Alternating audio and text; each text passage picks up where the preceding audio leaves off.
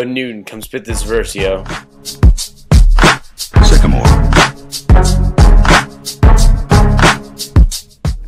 Little Newton on the scene, watch how gravitation makes my body lean. Made an equation I'm sure you've all seen.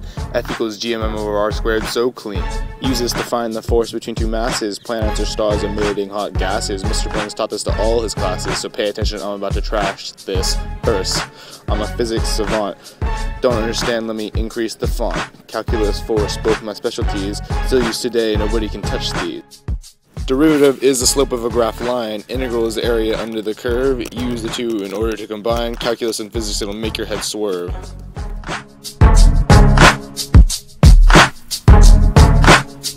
We're the fathers of physics, run G and E. Our minds aren't simplistic, and Einstein didn't even get a degree.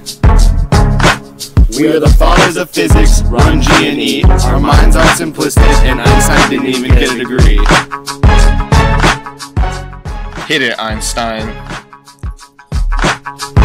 Yo, it's Albert Einstein, here to spit some rhymes. Thought you understood space and time? Well, I'm here to redefine. Velocity equals d over t, but it gets a little tricky with the special theory of relativity. Because when you travel at the speed of light, time becomes slower, much to NASA's delight. For example, if you're trying to go to Alpha Centauri and back, and you don't want to age 8.5 years, because that sure is whack, all you gotta do is travel 0.87c, and from your reference frame, it'll take half as long, less time than it now takes to get a bachelor's degree. This phenomena is called time dilation, and it can be proved with a light clock and Pythagorean's equation. It occurs at all speeds, both large and small, but at an everyday velocity, its effect is too small to measure, so it isn't noticed at all. But the speed of light is a constant, ain't no dispute, so if time goes down, distance must follow suit. We like to call this length contraction, and while it sounds crazy, it sure ain't an abstraction.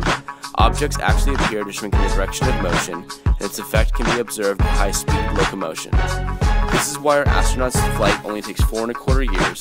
The distance is literally shrunken in half, music to his ears. This rap is coming to an end, but don't get teary. There's one more piece to this fun little theory. Mass and energy are equivalent, their properties are shared, joined together by the equation E equals mc squared. To increase the speed of an object, energy needs to be added, but because energy and mass are the same, mass is also augmented. This explains why nothing can travel faster than the speed of light. An infinite force will be needed to propel an infinite mass. A 5th grader could tell you that isn't right. We're the fathers of physics, run G and E. Our minds aren't simplistic, and Galileo got put in a detention facility. We are the fathers of physics, run G and E. Our minds aren't simplistic, and Galileo got put in a detention facility. You're up, Galileo. Ayo, call me Galileo, fresh off the block, straight out of jail. Yeah, I did my time, but ain't committed no crime. I'm the guy who's gonna change your frame of mind.